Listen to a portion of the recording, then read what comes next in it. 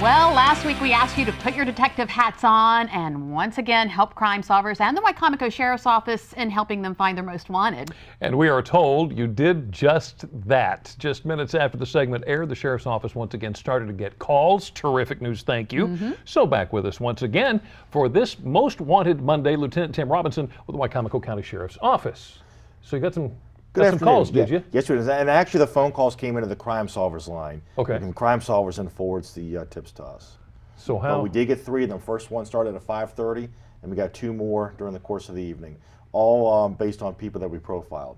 Wow. And you also have some good news to share with us from a profile we shared a few weeks ago. Yes, a profile a couple weeks ago, we profiled Bradley Hill, and a viewer called in the week before this, and week before last week's episode, and told us the location where it could possibly find him, and that led to an investigation which culminated at the end of last week. He was located up in Delaware and taken into custody. Great. Well, congratulations. Okay, now, I know you've got an entire list that you want to go through here. First, though, before we get to that, let me ask you, we're coming up on the 4th of July. Yes. Do you see anything in particular come out this time of year? Most of the problems, well, first off, we have a lot of people on the roads, right, traveling for the holiday season. So we do see a spike in traffic incidents, speeding, unfortunately accidents. But we also see a lot of disorderlies, party calls, a little bit too much alcohol consumption, that kind. And also we still have the same things you normally deal with thefts, burglaries. And the one thing I do want to let the viewers know is to take steps to protect yourself. Recently we had a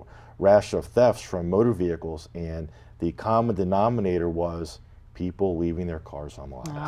Almost every single vehicle that's broken into. Yeah, because you're saying that they don't break out windows. No, they don't break windows anymore. They'll walk up and down the street and just try every vehicle that's unlocked and see what they can get. All right, so who did you bring with you today? I brought 6 more people to profile, and I want to challenge your viewers tonight to see if they can best what happened last week. Okay. All right. Let's see what we have here. We're going to start off with David Michael ARVEY. Yes, David ARVEY, we want him in connection with a burglary and a theft case. We still believe him to be in the area, and we do know he frequents the Delmar, Maryland location.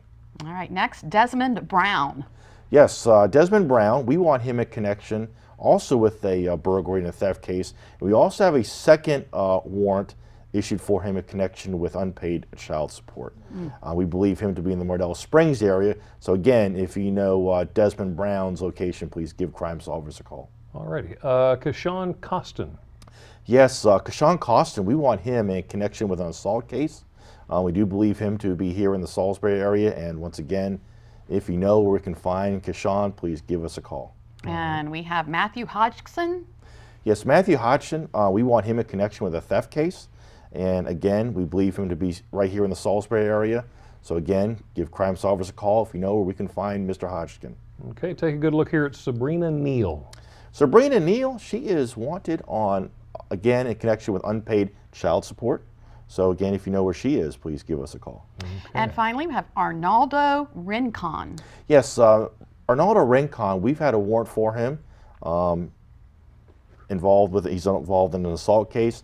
The one thing about him is if you have any information about RINCON, we've already got extradition authorized for any state that surrounds Maryland, that we will go and pick him up anywhere.